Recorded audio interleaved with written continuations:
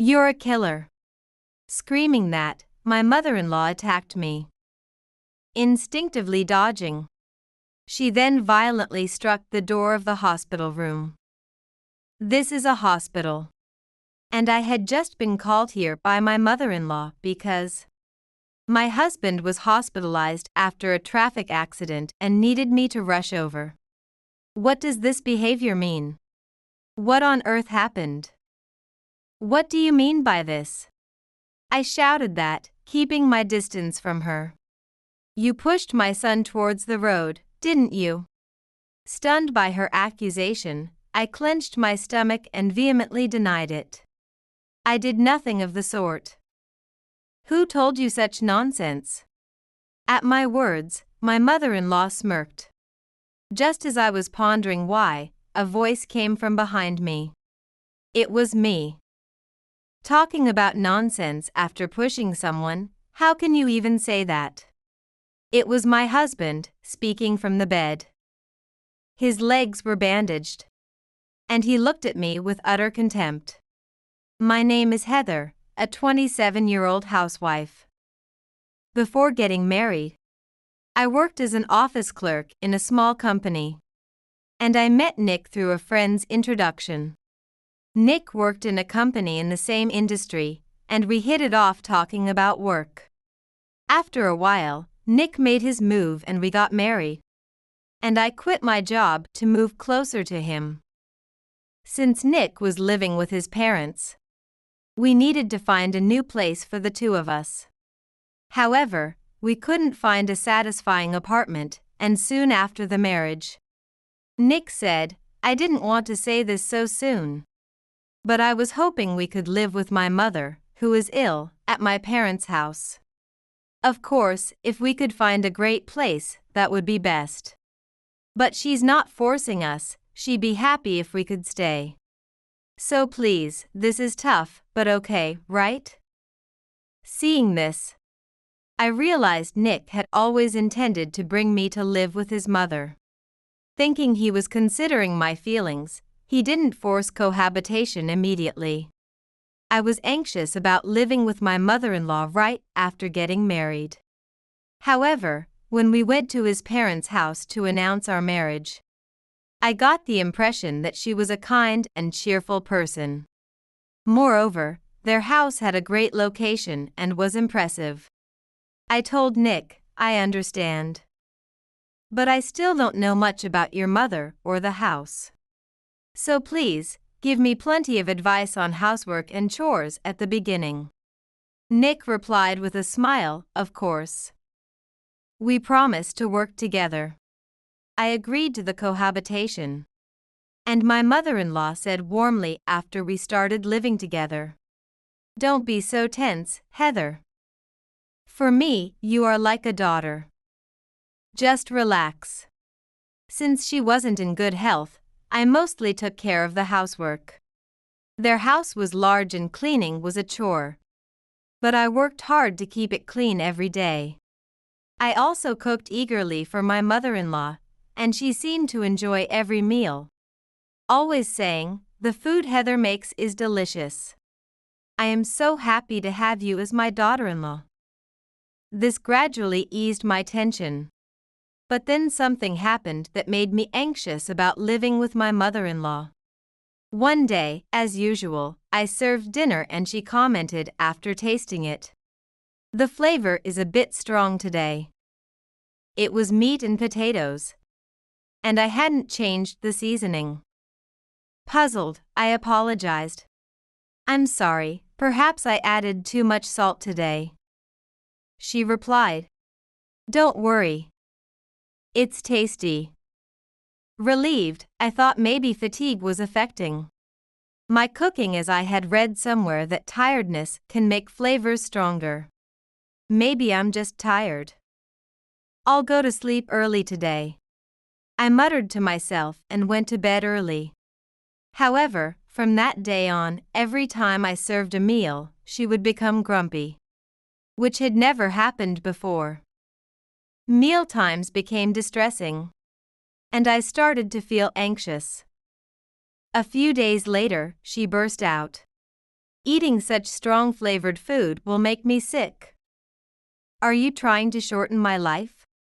I had never been scolded so harshly as an adult, and my mind went blank. I stuttered an apology. I always cook the same way. Sorry, I'll make it lighter. These days continued almost daily.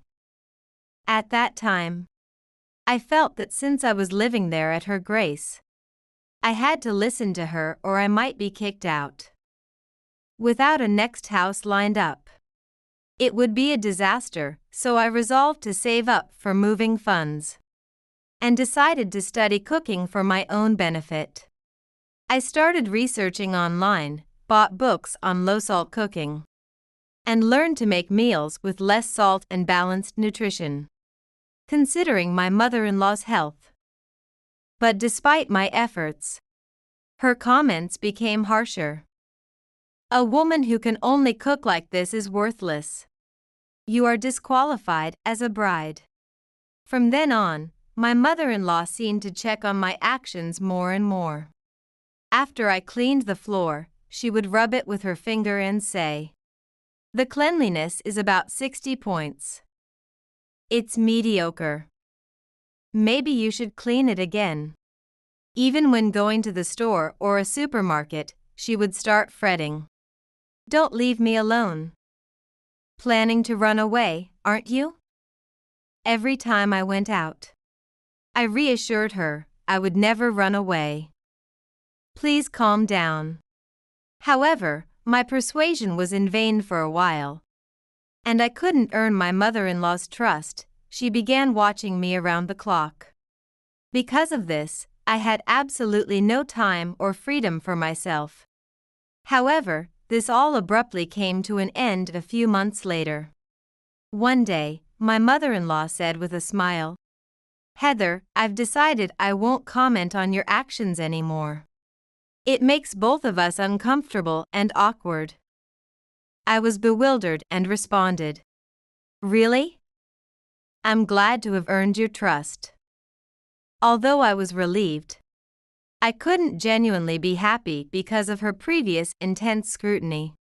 I suspected she might be monitoring me in some other way. Sure enough, my intuition was spot on. After some investigation, I discovered that unbeknownst to me, my mother-in-law had placed a GPS tracker on me. It was frightening to realize that someone could secretly track you with a GPS in this day and age. I had reached my limit. But getting angry and seizing her phone was the only way to deactivate the GPS. Hoping my husband would see the GPS tracking as over the line, I consulted him after my mother-in-law went to sleep. "Nick, while you're at work, your mom watches my every move all day.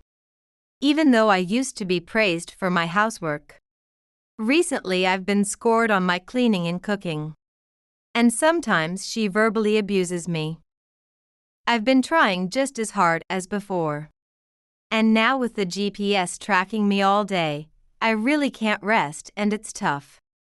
However, to my dismay, my husband defended his mother, saying, "Maybe she's doing it to educate you because your housework is sloppy. You need to be aware of your own shortcomings." I was stunned and nearly lost my temper. Since my mother-in-law was sleeping in the bedroom, I couldn't retaliate or argue. I realized there was no one on my side in this house. The only people I could confide in were friends from my hometown, with whom I occasionally exchanged messages to vent my stress. My parents were too busy, and my childhood home was far away, so I couldn't call for help. From that day, the conversations between my husband and me dwindled. One day, before going to work, my husband mentioned offhandedly, "Work's going to be busy. I'm up for a promotion, so I won't be home for a while." With Nick not coming home for a while, it would just be my mother-in-law and me. Honestly, living with her and enduring her constant surveillance and snide remarks felt daunting. Yet, despite saying that, I couldn't leave my ailing mother-in-law alone when she needed assistance. I resolved to endure until my husband returned. If my mother-in-law's nastiness didn't stop, I'd have a serious talk with him when he came back about possibly leaving. With these thoughts in mind, the next day, my mother-in-law asked me to go shopping. "Heather, could you go to the supermarket in the next town over? They have a sale on toilet paper today." She pointed it out on the map, insisting it was the only place selling the brand she preferred, which had come up in conversations with neighbors. The supermarket she mentioned was an hour's walk away, and we usually bought our toilet paper at a nearby store at a similar price. Puzzled, I hesitated to respond, prompting her to urge, "What's the matter? It'll sell out, so hurry up. We can't miss today's deal. Please, do this for me," as she turned on the TV. I sighed quietly, ensuring my mother-in-law didn't notice. Saying out loud that I didn't want to go that far for toilet paper would only aggravate her more. While the idea of going to the supermarket felt bothersome, the thought of being away from her for a longer time provided some relief. Trying to ease the tension, I laughed and said, "It's a supermarket I've never been to, and I'm bad with directions. I'll try to find it using the map," and left the house. Sigh, what am I even doing every day? As I was heading home after successfully completing the shopping, I muttered to myself when suddenly, my phone rang. It was my mother-in-law. "You're taking too long shopping." Expecting to be scolded, I nervously answered the phone. However, contrary to my expectations, my mother-in-law urgently said, "Nick has been in an accident and taken to the hospital. His condition is critical. So please come right away." I was completely taken aback by the sudden news and struggled to process everything. "Nick's hospitalized," I blurted out. I had many questions, but my mother-in-law hung up abruptly, leaving me increasingly anxious. All I knew was that Nick had been seriously injured, to the extent that hospitalization was necessary. Could it be life-threatening? Or was he unable to communicate while bedridden? Lost in thought, I was hardly present as I made my way to the hospital. Minutes later, I hesitantly opened the door to Nick's hospital room, praying he was all right. Seeing him lying on the bed, I rushed over, asking, "Nick, are you okay?" He seemed conscious, but stubbornly avoided eye contact. As I was puzzled by his behavior, my mother-in-law suddenly stood up and shouted, "Nick has a serious leg fracture because of the accident. It's your fault, isn't it? What are you going to do about this?" "What? Me?" With no recollection of the incident, all I could do was stand there dumbfounded. Then, Nick looked at me and sneered, "Don't play dumb. You pushed me while I was out working, and I got hit by a motorcycle because of it." Even the victim himself was blaming me. I didn't do such a thing. Despite my desperate denials, my mother-in-law yelled, "Enough. I've told you many times you're the culprit. Just admit it. What you're doing is as bad as murder. So pay for the medical bills and the emotional distress, and let's get divorced, you horrible woman." Unable to bear being falsely accused, I protested.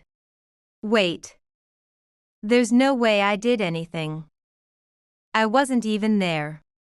And I don't know Nick's work schedule or his days off." I refused to accept the blame for something I hadn't done. At that moment, the police and a woman entered the hospital room. The police greeted my husband, Nick, and then went to speak with the attending physician. The woman who remained looked at me, her expression one of sudden realization. and said, "Ah, thank you so much for earlier. I apologize for barging in suddenly. I am Jane, and I actually supervise your husband at work. I came to visit and hear about what happened." She introduced herself politely. Nick, wide-eyed, exclaimed, "What? You know each other?" I told Nick, "Yes, sort of," and looked at Jane. That morning, I had noticed something my husband had forgotten. "This is important. I need to deliver it right now." What Nick had forgotten was the key to a company car. He occasionally brought it home, saying it was for driving the car at work. I tried calling him immediately, but couldn't reach him. So I decided to go to his office to deliver it directly. When I hurriedly delivered the key to the office, the woman who handled it was Jane. Unaware of everything, Nick pointed at me and told Jane, "Senior, you should stay away from this one.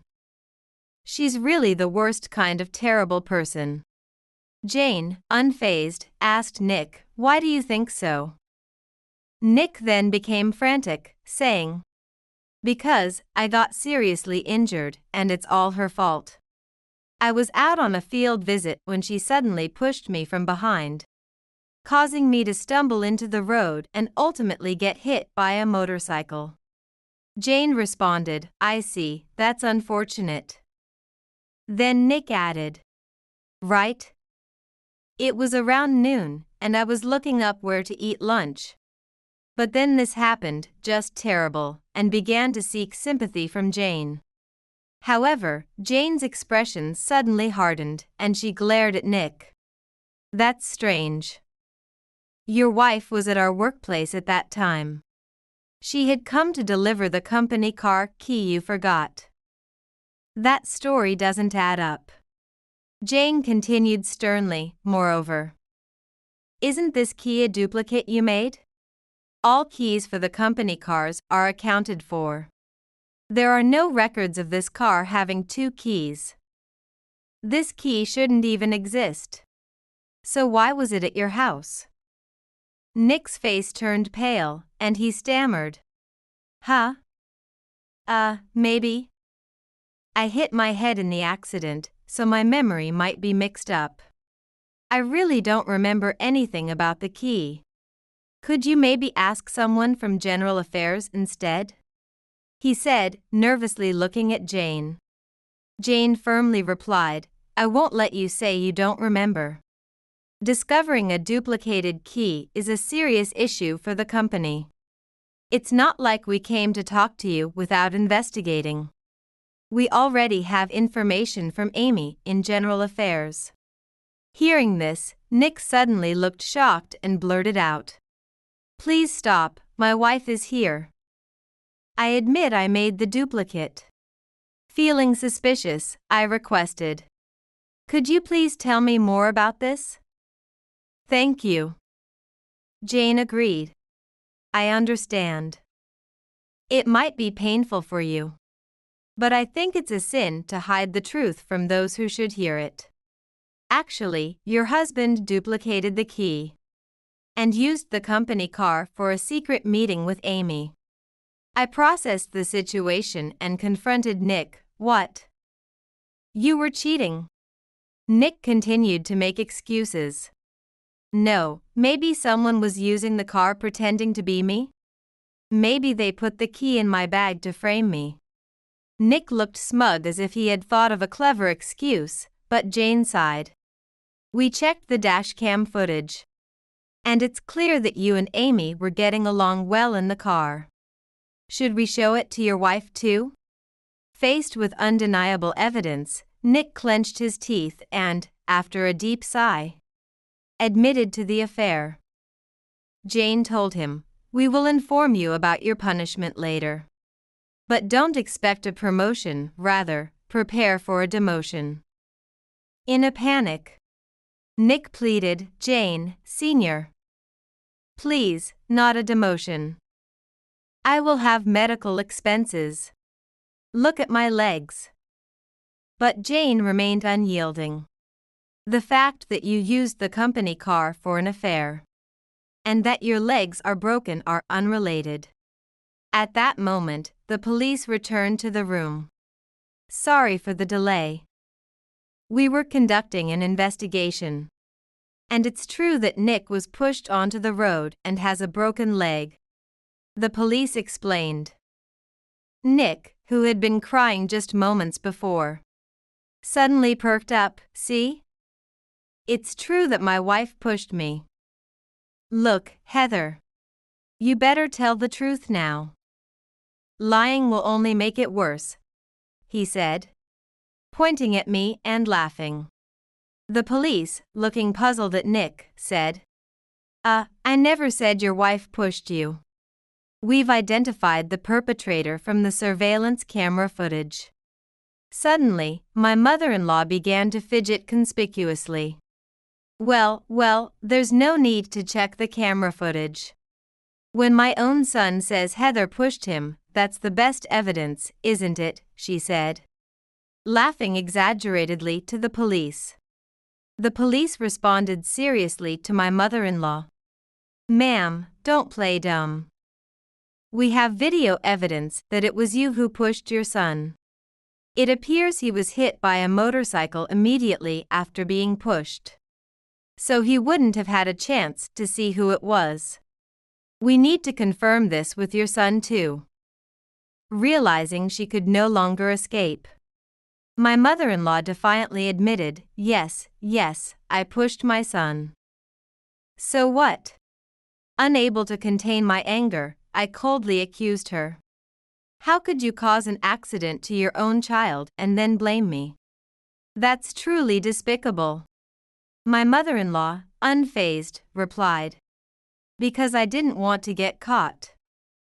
I sent you far away on purpose. So there would be no contradiction about you being home at the time of the accident, right? Jane and I were speechless. Nick, seeing his mother's attitude and realizing she nearly got him killed, appeared utterly shocked and began to unravel. Hey, Mom. What the heck are you talking about? Why can't you say that you didn't do it, that it's a lie? Why not? Explain yourself. Nick screamed, looking like he might strike her at any moment, prompting the police to hurriedly intervene. Despite being restrained, Nick continued unabated, Heather, I apologize for the affair. You don't have to do the housework or take care of my mother anymore. From now on, let this damn old woman do everything since she caused the accident. His mother, visibly frightened, shook her head. Seeing this, Nick grew even more agitated. What? Old hag. You can't say you can't do it. Before Heather came, you gave me an allowance and did all the housework, didn't you? Anyway, I can't work with this body. So you'd better work even if you have to crawl, he yelled. I was shocked, but his mother revealed. This is Nick's true nature. I've been verbally abused by Nick daily while taking care of him. I thought I was finally freed from this life when you came. She spoke tearfully. Even though she said that, I couldn't feel much sympathy for her, but I did feel a bit sorry. I had no intention of helping her or continuing to live in the family home. Seeing her son restrained by the police, she coldly remarked, Nick has treated me horribly for so long. He was always harsh to me and treated me like a slave before we were married. He squandered money on gambling and yelled at me to work more. Never helping with cleaning or cooking at home, always complaining. I hoped he would change after marriage, but seeing how he treated you, Heather, I realized he hadn't changed. But if I confronted him, I didn't know what he would do. I feared that if you, Heather, got fed up and left, I'd face his relentless attacks alone, and as I've grown weaker, I started to fear him more and more. Then, before I knew it, I pushed him. His mother continued to pour out her grievances to the police, explaining in detail how violent and oppressive Nick had been. Her story seemed endless, and Jane and I left the hospital under police instruction. Eventually, she was arrested for attempted murder. There were various circumstances, including the fact that her son and husband had treated her terribly, but her clear intent to kill Nick led to her arrest. Even as she was being arrested by the police, she didn't resist and actually expressed relief, saying, "If being away from Nick means going to jail, I'm happy to go. Finally, I'm freed from this painful life." As for me, life had also been mostly difficult at home. Since Nick had cheated on me, I couldn't continue living with him, and with his mother gone, I no longer needed to stay in the family home. I packed my things and left swiftly before Nick was discharged from the hospital. Although he was a victim and avoided arrest, he was demoted for duplicating the company car key and having an affair with a junior colleague. Moreover, he was dismissed for repeatedly using company funds to cover expenses for his affair dates. He received no severance pay and was even asked to compensate the company for the damages he caused. Nick complained to the end, "Wait. I've been working hard since I was a new graduate, and they give me nothing. What a toxic company. I'd rather leave such a company." Apparently, he had no awareness that his actions were criminal. Nick had intended to marry his affair partner, but Amy, unwilling to care for a man with broken legs and without a job, fled, leaving him alone. I divorced Nick and made sure to demand alimony from both him and Amy. I kept his contact until the alimony was fully paid, but after everything was settled, I blocked him when he started sending daily emails saying, "I'm sorry. I truly want to reflect and start over." I then settled into a new home, explained my situation, and returned to my former workplace. Although I had resigned once before, everyone welcomed me back warmly. With no children, I decided to focus on my career and build it diligently, living each day with integrity.